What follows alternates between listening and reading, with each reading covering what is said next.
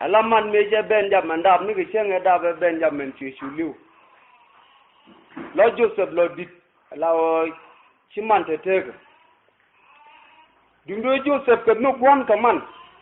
Ko man nok dia kom ni dia long. Lord chu wan mot ke mun nok gadan ni Joseph.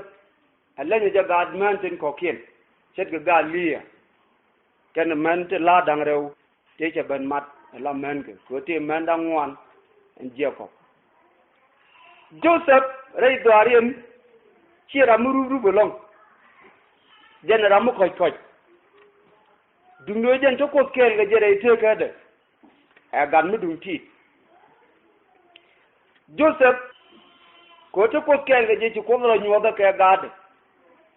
So ci ko be jakola nyu do ngwani. Ti la ko wan. Se la dang rew se ga le ko la kon ka linki tori bad goro ba nyaw let kon. Ya la ma le ko en wo ci top dan man ala top be lu ngene. Dang wel kel sigro den gung ka top de. Me jel mo ko en ko run wang ci gan man ga long. Jikana ngai en wo top lot ken pankien. Jikana jo kon pan go ba ro gung ge. Lo do chi ga ga je jikana jo jini jindul mu gwan ka je long. Wo je na gan mu dum ti te ro ben tin ndi te benjam te judasin lo do ga de dia te gan tin. Je na dul mu tot ni jong ni tong no. Tala duom de na ro gung keje. Ko jiju keji ibru teken ke culture mi chet ke culture an ko nuare ala gaden ke je la kam ko ruchim do miti ni ame jin ke la ngi je mu gwaro jien ki wo gwaro dong da kam ruch do je na amete ni jokte lo do mu de na ro gun ke je ko te lo do mu de ruje ke je de ngi ko ra men bi ruchim kan je le ko dong na le ko si kweli dang wal kel kapai sim si rogong miamde me chelat ke run wang chu ku gang mana gon mana man cha jo kon en kon muor ka gan mo dia li de ne rogong gi ko la kan mi te di te gi mo do men me ji Joseph chue chieng ke la ke kam de ke no ku du no cha nge de ne te kon te ke le ke o te la to ke Joseph ra mo ko kam no gwan ne si ro din chu mat nu gwan ge je ke no la di de na mu ke rigla ka da cha chu ni re gan man ko re ci gan man jien ko bi de kien wala gwa munanan ko ru larab ni ko ne ma chana gore chen kin witin ni ko ne ro mi daze Israel point ne daze lo do misi au ku de ci ni altel la piwa guru gwam te nanan ke na walo ka ken ke ne ti jiwo ci na wo gwa munanan ko ba de ken mol ka tarale mano ba ka wala ka ba wa jaga jeken piu to ba mutin te piu tin kana wal jen ta dok chim kut gwan ko ci gwan agur bo wo ba munanan ko re ci gwan ja jindu ngudi wo ko di gan mo rugul ko ci ge jen dor ko ke tan te ke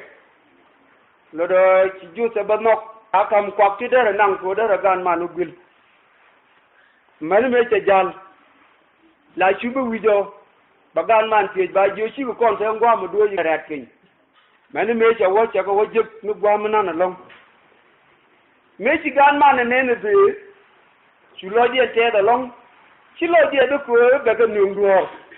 ba te bo dien ko chi kan wo je gwa mu chi gwan dien de tin and then me chi kan nen chi kan la ne be ni endul ngwan ka je mandan ma la leg la ti ka ni ka ka goro be kwer do arma be kan lo do che ku gwa wo be ban je nak ko do chu gad di alamat eno ba ju se banak ko cikan lar ban je nak ka ban je lar gwan wo ne chi le cham ko gwa mi ju se chop ki je men ta lat ke ki de ta gan man kong ta lar ma le lo do ko re cha chab da ne cha re ala ke ki de cha gor bala meni me chi juda yana ju ngum de ko nda manda na ke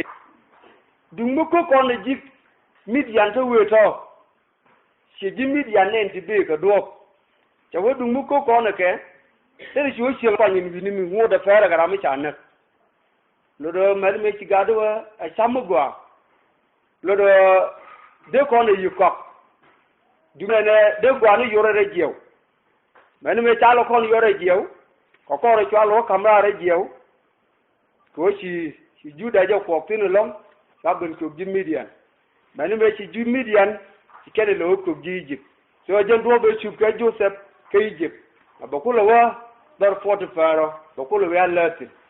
and we me ci Potifar ko Joseph ka be ted na ni ko la baraitin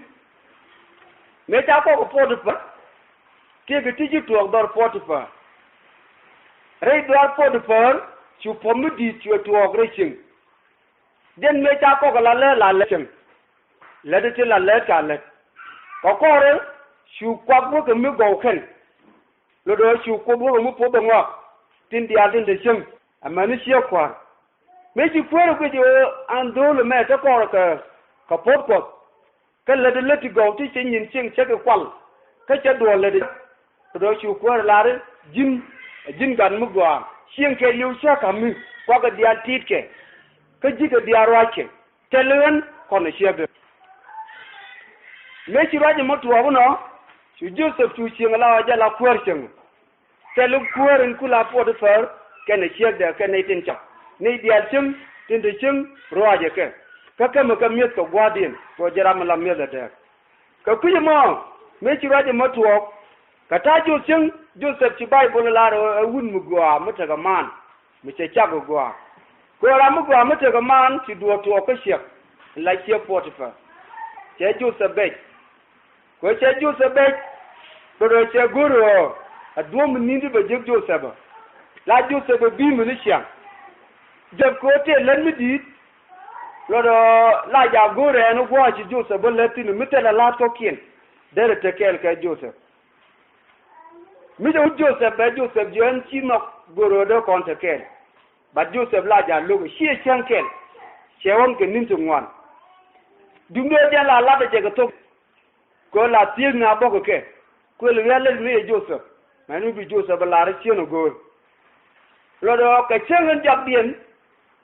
te Joseph juk an wale ko ci ne di ala di ati jien chim ka ci ku era ce jien la chawde ci do mo ko ne ji an wale di tocha ala Joseph te rien mu bumbu mo long ka kinya de kene kwilu de ko ce lar chef ce chef jowna ce chef jo sieng ma ke liu ta nyin ke dia la te de te legit din ko wadu kan nuno o kwara ko la mu de der jiega ma la to kwara mo kana ko skel hallelujah ko la mu de der jiega ma la kwara kana ko skel chebuto ne ji sieng nga yo ne ci Joseph ya raj mi set no ma chelat ko do chu chef yo Joseph ka bom ko gor ko ne be Joseph be mu cherek en gwa mo me chero yo Joseph ci Joseph chero de bar che chef che bandi de che bi de pot ko shi ko gor che go ka ba ya bom ka logo ji Joseph ro de bar ci bi de dok sude men la keje so ko kore ko ti she ngai ho che ta wa wa ti Joseph logo ko ci gor ba Joseph mo chore so shi wa mi cha wa ti na ring ta ben ti je ngu ta wa jang e pai ko chaw de me we no ngro le jibru jenen te to ngro be ben ma duel wi ko lika sine dial kan widien ko kan la to ke ji ci kan dial jen la jang ko rodum ta je wo jang mi yil me do ben goro be che kwar be ben kan duel en mi ta fulo be fona cho yo wak yoro shu bar la che larbo kene te ke dulo che gur e be ben te kel ka nen bide che bi Joseph che nyo na ko bokula nen mugwa en wo cha de magre ko li ke pu Joseph ko re gwa la do ko ci ko ben chen me ci ko ben na ci ko jo nene jangal wi na no gwa mu keke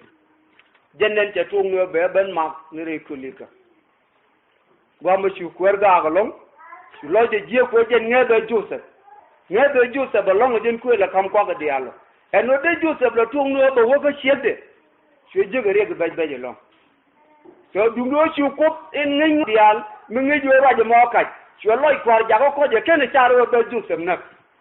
ci charo be la ke siji god en la ne ka yen ki la ko we ne ka yen tin en wi ni mi me cha Joseph la ke siji do ku ji mi ci Joseph ci be la wonya ko me le be je te do ko la kiri min te ga siji ci ko la kiri Joseph la wonya ko long ci je la wonya ko ja ko ne ni tin ta yen la ma bu ni ko Joseph to ko kel je re le ni dial tin le de ki re ni dial tin chengatin ko je na ramulus ko lo don wini mi man me ci Joseph ci la wo chum no ko la da la ne ni dang rew ti ta yen aw ko war wujindi ramma la te gwari kan dambe ramma la ni aje day wal ci ke la tu go le ko kan ta ga yen ga dor ken ci ko lat lo la mi ken ci ramma le ko ci lo gwari du no go pirin wi de kat ci ramma le ko ci lo ni je de no wal to be ko ta ma je ko ci la de ke ci ramma je bay nak ci ramma je gwa la du so ko ku ma ramme ci lo me cha me gwa do rong chup chara man nak chara ma lo gwa la de ju se ramme ci lo gwa la de ju de nyam kwa man me ci ju se chubo che la kwar che wala ku ji mi man me ci ju se ya kwa kon lu ko gwa en chan guru banala raje me ngu gur ko no banala ke jema ngu lo de ko na isu ri ju se ngu gur ko na ke jema ati gwa me tai bul ko na dum nindi de koro dan bar ka der ke jema ne ti jinga ga an wala rai kon ka baran koro de ka der da mu gan ngaza di ro du bardi mi ci dori ka chet ke Joseph ko kon dial lo do chat der ko kon dial nyen kon ko bano dan bar ka der mi jin ban ngaza di ro du bar ka der di nen kon Joseph bo dorin ci ka a dolere ka dolere sing la di ne ka tok mi ci dana la re ka tok de wo e magaji bu me ke do di ro du longa bar si kana la ka tok dien cha ngote choko de ka ko bom dundo ne ka waje mani meje choko de ka ko bom ken Joseph ro de lor der hallelujah ken ro de lor chongo du me ka der chongo jogo der ci de gor ko je luzo ko ke lu dara men chen ken ke kon ji lo ko kon ne ti cha nyo ko de chen dan chan roi ko cha kon chol ko cha kon kwan ban chi dan ke no kuin dan ban je ja ko to ko ngu ka jo wa roi kon ban je ja ko to ko ngu okay bible chi kon ngu li ban je ja ko to ko ngu ka len ke ti ko len chung ni cha kon je ko fitere reba ngat ka ngwani ka pel cha kon je reba ke ko ko le jojo sio de cha chol ye ke no ku ni cha kwan ye atok ka ye ne Kristo to go en wala ka ta mata kon tin ala min ci di long eler en wala ci ang le je di long te lo ram di te lo ram to en ni mi ngi ko mi cheng le ko aga ngi ko do ke dong di ro du long ka cheng le di ngi ko dong di ro du long ci ang le mi di te to mi je choko dera ran ka ko bombo set ke men chala de che pot fa te choko dera ne re di ba wo magaji ani to en wala ni jung mana I love you finish you I love you kata mo te continue wana ke Facebook tele Facebook ba ye ne dia la wo ke Facebook te ke ne ti jo ke wu ne I love you ani to te ke ne di jo ke wu ne I need sex ke Facebook ti man so en wi ni azara mu Christian ke wi ke Facebook don chi wo ke ken to e an te armi ni di lu ra mu che garam mi ci gor war gabam an tan mi ni di lojum dere ku yara widu wala di lo ni je keriye bible an tan ni di lojum go ci Facebook and wala face to face kan ne ti jël gi ci dang raw jojo de ran ri di ma gaji a doomu ni di ro du bar kara mi set keno mo gaji azara mu krishi and wala lo do ci right ke liu kan ne tin langwani sako ne tin langwani ci right ke liu cha wo te langwani ti di je go mo lat ken ci ken gero lat ken mi ke wunu lat ken ni nyin man mi ke ma lat ken ni nyin wunu ala wo ci mong ke ten ko kien te jien ci moang wo lat ken ni nyin le easily jaga ne ti ngwan to bi ko pendure for example ka di ngoma lo do ne squeeze ke ci la jor to lo do mi ci groupe je go monga groupe man ki groupe wunu mo se lidi ke je lenga ni nyin man ji du fal fin chicken ta de nang ken wa ken nyin man mi nyomo kata ma te kontina ta jode go siang lere shedit okay mi che fudi no ko la do mi nindi azane ti kirichin ban robar fin gi jam adom nindi bi chwet ke Joseph ke jam adom nindi mi chen tirani kat tango de ye kam bi du chet ke Joseph adom nindi bi lat ke jam kiye ba tiam adver mi shwale le kon wale lo do cha ber kamo gwam di al eno kono mere chimbo la kona la re go a chego tele re chimbo go la jen to woni je wi mo na la ye mi je mo wara ina so a widu en wala matara to dan widu bi tanjop to duelu ko ta ken jogdi ken nen na dur joko nyala na dur am to duelu bi mi ji ba de widu bi la hallelujah Jikake and you could be widow and will be alive. And wale, she ought to learn me mitwa, but a widow and will be accept. A widow, for more conduct technology, many level move balukunja, they took oxygen. Mission Chende la Jengu, don't they not Jack and Woody Charoshi? Don't they laugh film, don't they take a move balu? Take a nice to believe, but and wale. To kuya Joseph ke lude ba ko chef fer jogu chede to en wo bata kel giji ko cha chin ma ke lew kama ko hara ka ko bin kula ko da de dore ma kula let ke jeide me ba ko le ti krichen to ti me chio dan ke no queen dan according to future chan lat chengin me ngi kon chio dan ke no queen dan ban dor ban jelo ban dan ka dor. So, of course, come la lugo court. Mo kon do la ko do right redu. Tera mun la dore ba kan tel mi jogi ma la dimo yi dor mi chag yaran ko. Balari ni jitin. Lari ni jitin wudu mo te che ke wut mi che goro de ro do mo ke rejre boy ko. Mi che jege che ka ko ci boba nak. So min che boy ka che ren mi di che jekti. Che gurde alwel ko de ro cham ci boba nak. Ko ko re che ridu ti mo ci bible lari chwaro kwen. And then make a regular watch out of Jesus, hallelujah. Oh, girl, Mingy you cook, Sarah Dam Cor. The Bible con Jobu, see the robo cook, Kajan Barada Tia. So she did, Chabelum was committee of Corun. And wale, Jacoro Dankanati, the dirty of a con, Quoty Lang in Dura, no converty of a con. For example, Milambu Balan a man. Miti ke lapilin why not change gurganya ko kwa beji jino let can lap ngum da pe no ba sen to ne na e ba nya to de ne ba gur ngum da pe no be gur ko no bu ko na christian ka tin no nga dur ci ko no gur ba na ga jobu nan ka ne and wala te ko ga technology ngod bial ta ka le la ti gur ko ba bi siang le ba dit ke ko ne ti man ken wi mon do ko la ro 80% ala widien tene le ke ji wen mon wala tene nang natin ke ji wen mon wala tene o de ran me de ye ja ko we ke rek ti ti no wala lo a ne ti ji de ta ben en wala mo ray ko ne ji de ta ben nga ngajam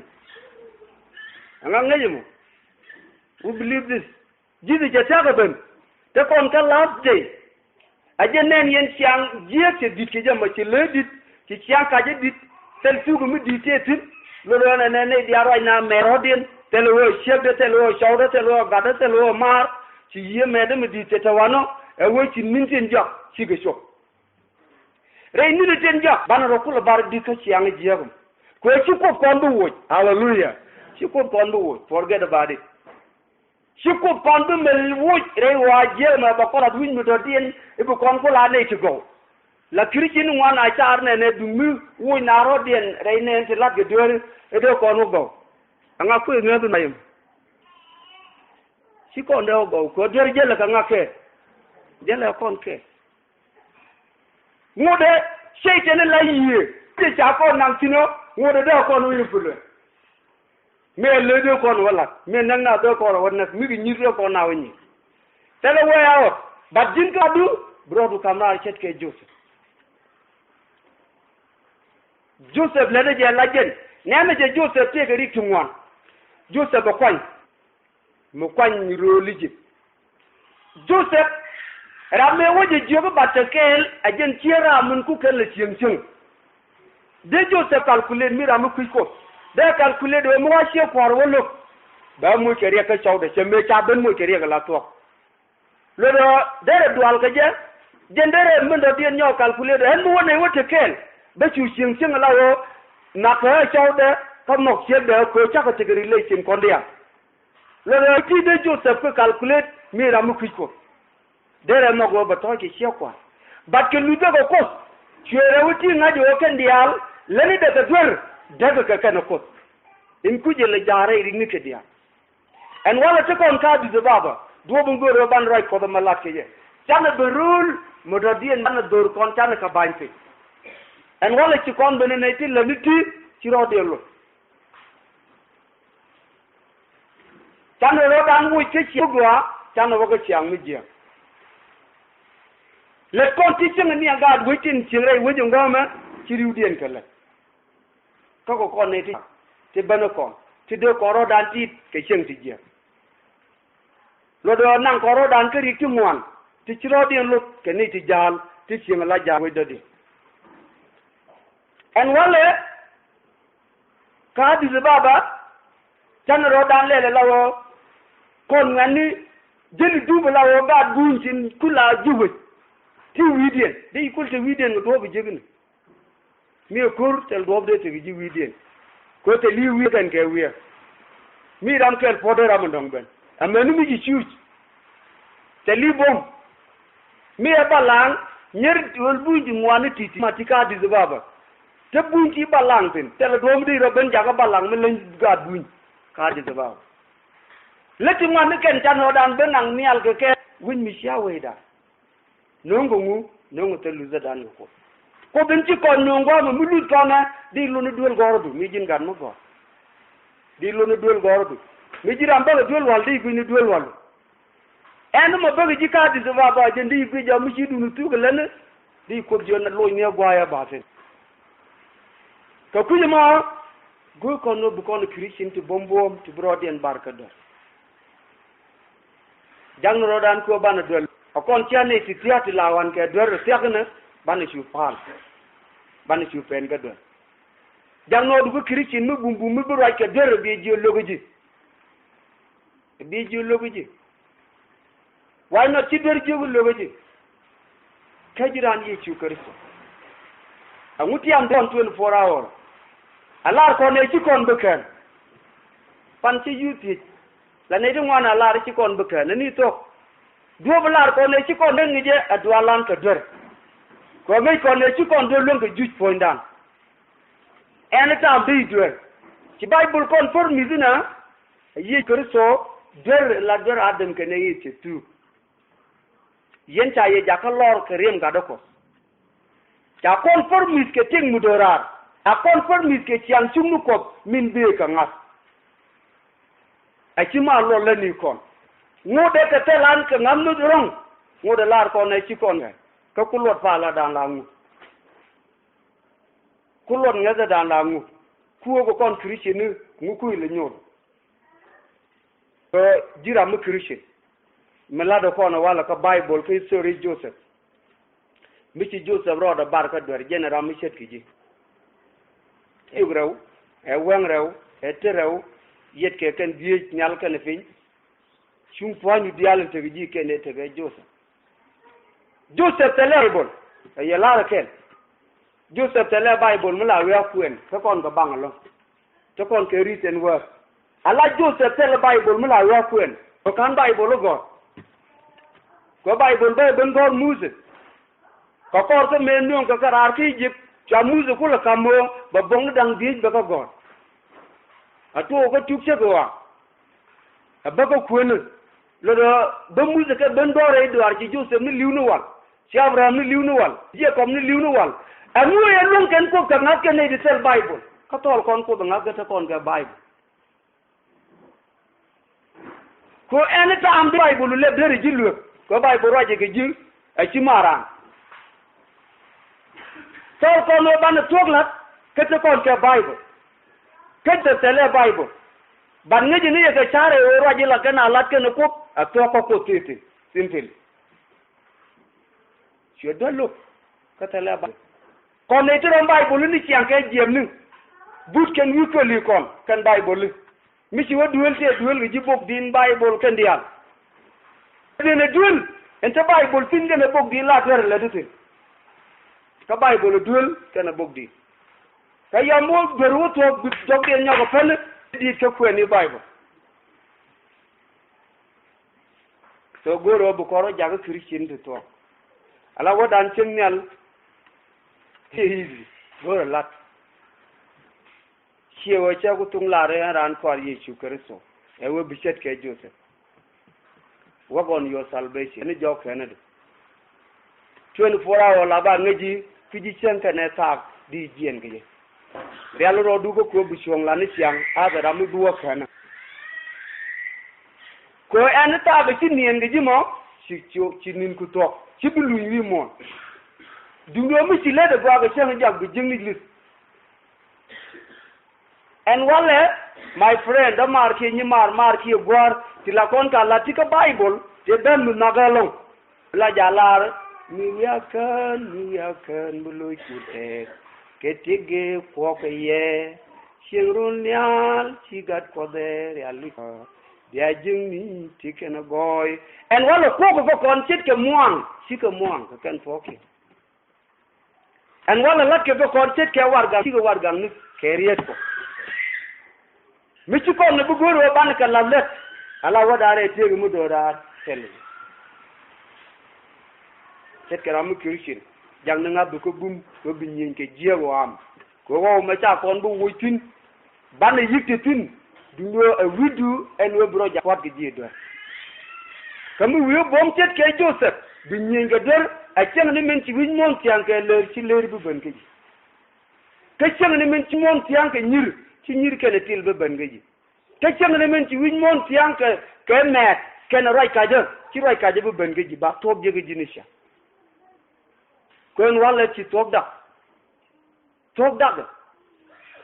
lo do ci tok da kam ci tok da telanga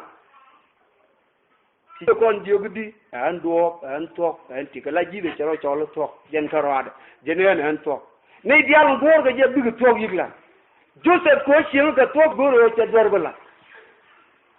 ne ebera mi chieng ka tok bumwe ba mi jela ngai ko na cultural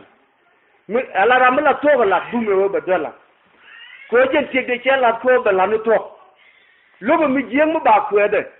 ala chiang ka je mi chi di de re da na je no ko no ba dor ba mi tek ko ci chiang ka je se di re dan dag we bran tok la teni yeme ala raj mede jende tino ko kondia ko ci Yesu Kristo gor ko konne ti bo kana real na roda ne ka ti ke nin tin ja a jallo ni di to di me tala ti bu no brand pente bo benti cái xe ngân luin cái dây dọc cháu ấy dân lo như đi cái bài bồ liv rồi anh nói brand pen thế đó qua bên tiệc có pen thế đó qua bên tiệc thế là gì Syria có cũng là đúng năng đi chỉ chieng lo qua bên cái chỗ ấy gì nào lo qua cái run qua bên năng gì là gì làm mấy xe ran thế nên mình chả thiệp này phản last word với chủ tộc ôi chỉ ran với này thì thế lo qua nghe kén ko bati ko kanga ko de yanga ti ke chejinga tesi ha idi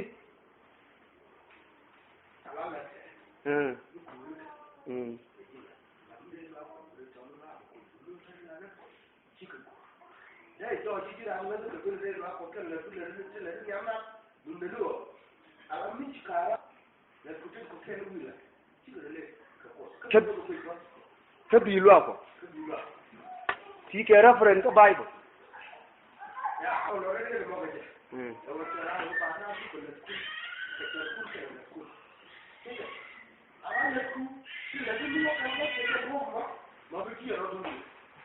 cái bị loa quoi c'est la mon gars qui est là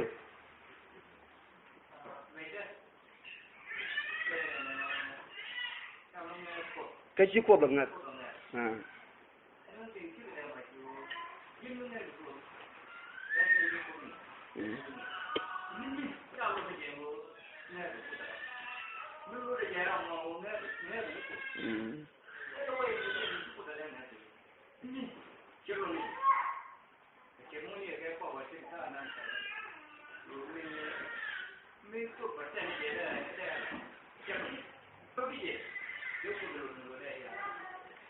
bớt là giả la đó qua chơi chỉ cái này ideal thì chọn nó qua thì biết hơn cái này ra mà làm loại qua cái nhà nó biết hơn chắc giờ cái gì chỉ gì là rồi chỉ cái này ideal thì chọn cái qua cái tin đuôi chừng đuôi cho quan nhà làm mà làm loại qua internet để cho qua ở trên đây thì ngáp cục cái gì cục cái ngáp bắt chiều ngáp trên cục dulu cái phần nhang đây loa cục cái Sunday biết cho có con kia biết con mình look cái number bạn mua cái nó chiếc đây dân như kia đây kia chỉ cái Christian Allah Christianity and life Christianity and life Allah take do cái liu cái Jesus Allah take do nisiang cái Jesus hallelujah có dân như Jesus giờ lại cái web ya chết cả có nó cái gì chết cái Jesus nhiều đời giờ ở dưới làm mới là đấy nghe gì gì đó bắt cái chân cho cái gì chứ bên dưới đi trên này nhớ cả ngày Jesus hallelujah chào với trên này thì bà bên dưới trên này nhớ cả ngày qua giờ rồi cái đó cái gì là chiang này ví dụ là complex cái này thì ngáp cái gì cái cha cả ngày cũng là complex mấy là này vợ này khi mà năng nó cái như này nhá mấy là này vợ chị này dân này cái chỗ có bự này để vợ chăm vợ đặt mafia bawo yenga batiang wiga nyanga dini hallelujah war mi jeng makan mene hallelujah it will happen the choka wale imiti mwande jana nangra la jiri Abraham correct but you have your own interest ngi jide je ti ke interest mula dundu nu wi ke je so akata mi dido ba ben jogo jin Paul your work done is zero Chino God, hallelujah. Kalau kau misi oba go, chino God bulada babang, danga kedua misi. Kemudian si roda longa, teram longa. Baca kon juga Bible Peter, dia kerana kau kejen berada dia kaya, my principle, hallelujah.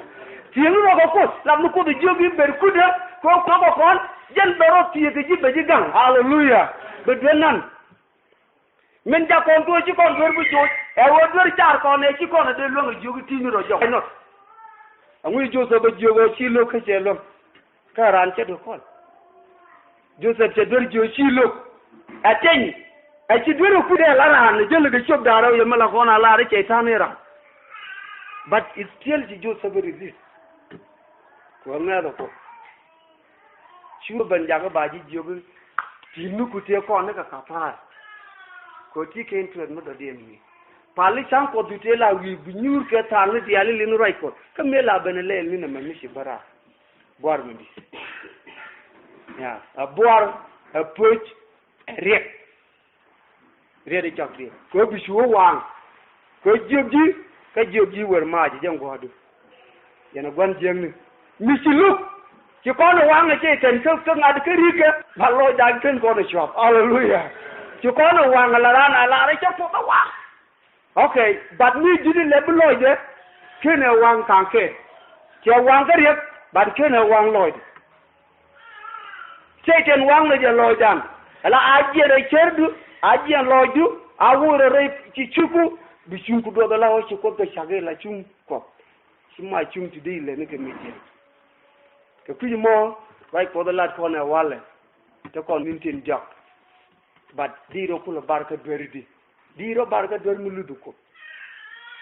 diro du barka dor mu te ko rei teked diro du barka dor mi jewo yi ci kër so ci liw ko ki dori ko so ban dor fo jangno dan ne ci ngay ngay ci christian ti gëdduit ci gëd ko bu na pem ko tedu but gëd ko bu dor ken jeeg jogu sen yo go abaji ngai re ri jama wan ma re tama bej ma en wujini jiran kwar yesu kër mu waju ngaji jiran kwar yesu kër so bu ne ti ngwana goro de ga cien ga ciandu ke kuji mo ci tok ci fulfier jang ro ran ga christian ti go ti bu joj re wajan re jalan a tok a lot ko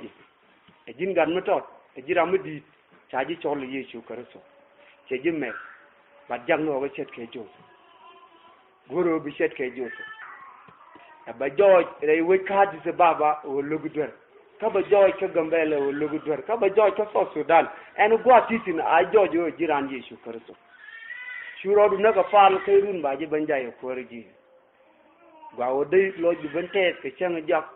ka poin in ba nu yesu kristo ki bentrede ko teren mu ga mu talar kon ke nyudo ba did no paisa ke de netin wakana ala did mo guru ba ketin